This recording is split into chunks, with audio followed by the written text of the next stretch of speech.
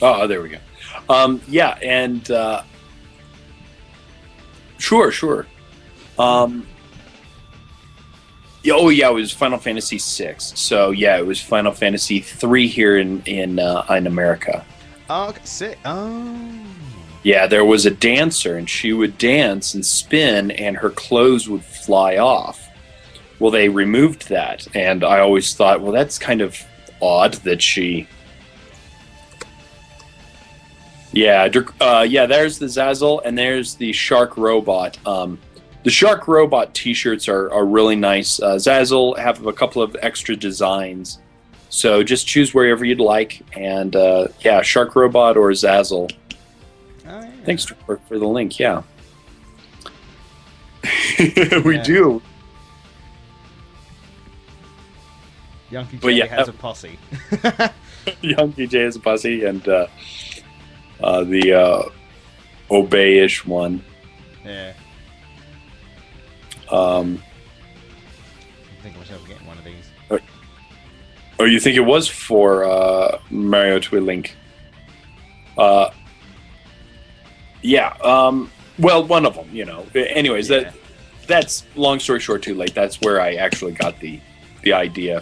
You know, interest in Japanese games. Yeah, fair enough. Yeah. And then you randomly decided, Well, what made you choose to do a thing on games that like English speakers could play? What made you think about doing something like that? Was it just because no one else had done it? Yeah, because I didn't want. Because when we were doing something, when we were trying to figure out what to do, we were trying to think of, well, what can we do that other people haven't done? You know, you've got the Angry Video Game Nerd. He does a lot of retro, and this at the time he was the Angry Nintendo Nerd. Yeah. So we were like, well, okay, well, I can't do Nintendo games, which I really like. I love Nintendo and Famicom games. 8-bit is one of my, you know, some of the things that people can do with 8-bit just really astounded me. I mean, you can do a lot of things with 16, but gosh, some of those good games for the 8-bits were just amazing. Yeah. So I just kind of thought, well, you know, I don't really have, you know, any new systems. You know, I had the Wii, didn't really have the 360, the PS3 then, so I was just trying to think of something to do, and thought, well, what do I know? And this is something I always tell people when they say, well, how should I get into making videos? I say, well, do what you know. Yeah. If you don't know videos back and forth like the back of your hand, then don't do it. Yeah.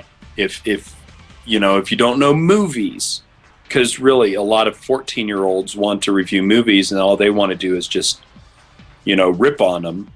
But the problem is they don't know how to rip on them. They haven't seen enough good movies in their life to say, you know, this is good. So I just thought, well, what do I know? Well, I've been importing for like 20 years. So I thought, well, shoot, well, how do I do this? Well, why don't I just go over some imports? And since I love Game Center CX, and Game Center CX, you know, had a lot of games that I actually went out to get because I thought, wow, that's a cool game. I got to play that. And I went and got it, and I said, yeah, this is a cool game. I just thought, well, I'll just do these games. Yeah. And that's how it came to be. I just, you know, do what you know, and I know import.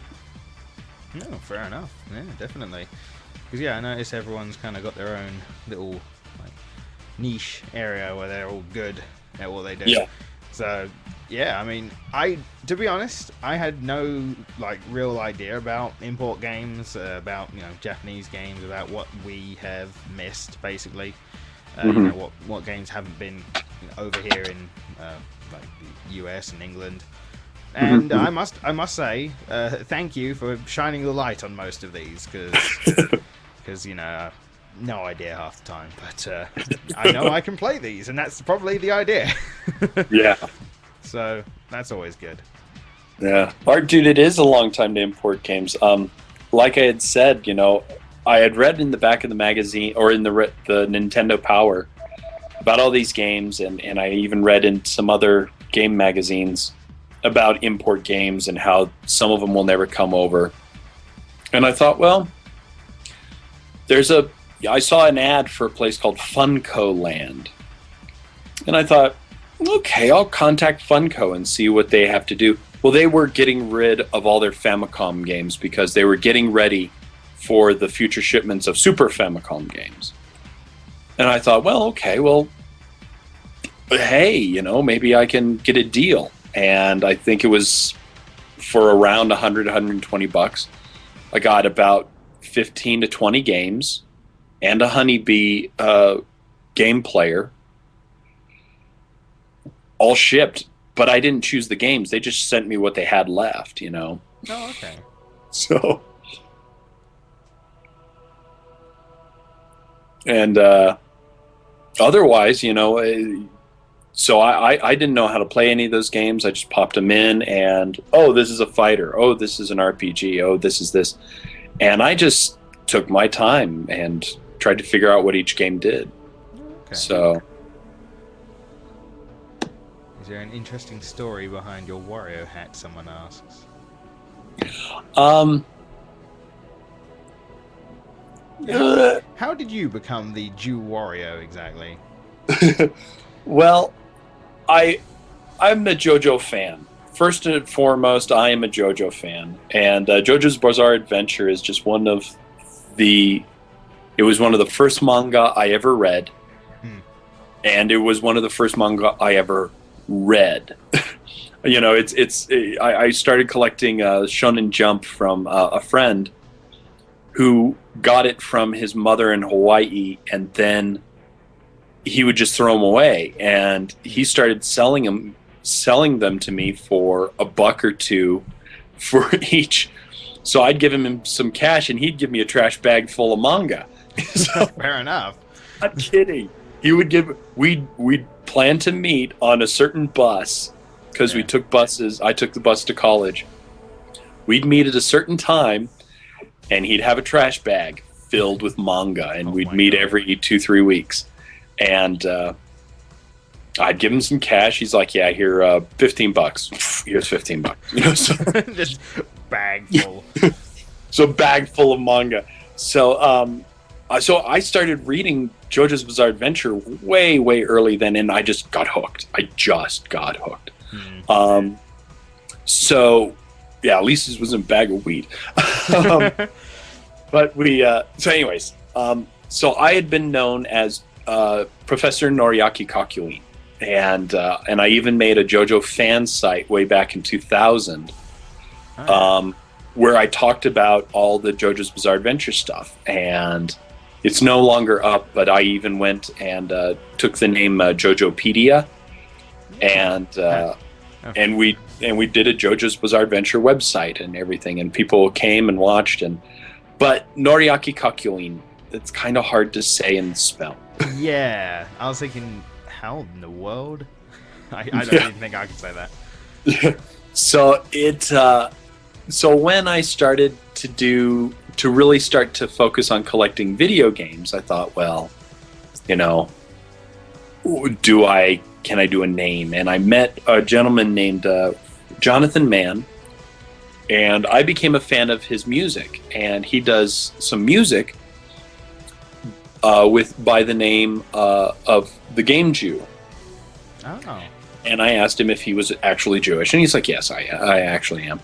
And he said, "I'm proud of being Jewish. I'm not actively Jewish. I don't go to temple or anything, but I'm proud of being who I am." Yeah. And he was super nice, just absolutely super nice. Oh. And I did what I tell a lot of fans not to do. And so it kind of, but I kind of named myself after his thing. He has a band, and there was a guy who named him, who was called Jew Toadstool. Oh, yeah. Percussion and guitar. And I thought, well, maybe I could do something like that. And I thought, well, who's my favorite character? And I said, well, Wario is my favorite character. And I know Wario seems to be this crass, brash, bad guy, but I actually see him more of as an anti-hero. He's strong, and he's brave, and he's flatulent. Yeah. But he's strong and brave, and things that I'm really not. So, maybe I can do this, and with the two W's working together, that's how it works. So, well, at least you're not so flatulent then as him. That's always good. Yes. Yeah, And I did also ask him if it'd be okay if I changed my name to JewWario, and he said, "Oh yes, that's just fine." And so he's a very, very nice guy, and I'm glad to hear that he's bringing back the game Jew too. So that's good. Yeah, new songs. I've always been a fan of the anti-hero Maximo. I really have. My favorite in Gotcha Man was the guy with a gun, and he was just a badass. I've always been a fan of the anti-hero. Going back to manga and anime in general, I must also thank you, actually. I don't know, I think I've said this in the stream once, but I must also thank you for introducing Ranma one half to me as well, because I pretty much watched that whole series in about 2 or 3 months. Yeah. The whole thing. So that was a fun series to watch. It really is. That was really good. And that's one of the ones that I first got into when I was doing when I was getting into Japanimation. I just fell in love with it. It's a fun story. Sure, it's a harem-ish type of story, but it's still fun. Yeah.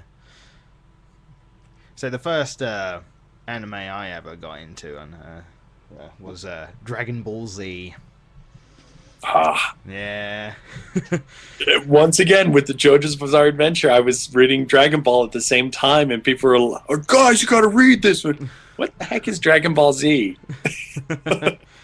Yeah, so I'm a bit of a fanboy when it comes to the old DBZ. I know up to most standards, DBZ doesn't stand up to much now, because it's, pretty much every episode going, "Ah!" That, Yeah, I know. But, it has a place in my memory, and I love it so. I've actually got I don't know if you can see, I got a poster of Tenkaichi 2 for the Wii. I got it free in a magazine, but... Wii.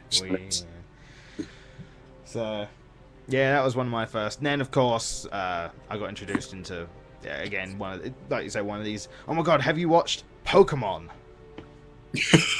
Alright, I'll check this out. What's this? A guy wearing a cap throwing balls? What? Creatures coming out of him? And then, I bought the game, I watched the anime, I got hooked, and now I still play the game. But don't watch the anime anymore, because I apparently hear that's not the Pokemon I once knew. I know. There's always things that kind of, they become famous. I know it's kind of hipsterish, I knew this before this was popular, well. There's actually some merit to that, because things change as things become popular. It's like early Yu-Gi-Oh! This isn't going to go the way that you're thinking. Okay. I had gotten into Yu-Gi-Oh! When it first started. When it was about a kid playing games, and before they had the card games and everything. Yeah. And he would play different games almost every single story arc. There were tiny itty-bitty little story arcs to get the story going, and I found those more interesting than anything with the card games. And then it stuck on the card games.